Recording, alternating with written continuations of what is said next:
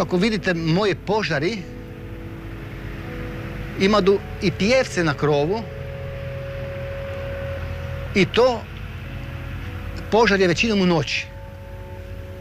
Strašna stvar požar, stravično je to. To je strašno za čovjeka kad u noći požar plamne, pa zvona zvone, pa truba trubi.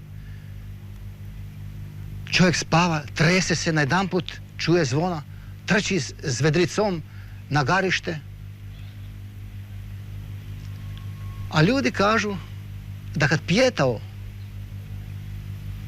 poleti na krov iza kukuriće, da će tu u blizini negdje požar biti. Dakle, ja sam tog pijetla zbog toga naslikao na krovu, jer su tako ljudi rekli, jer oni to vjeruju da će biti požar u blizini ako pijetao na krov izađe i zapjeva. Dakle, i to sam naslikao.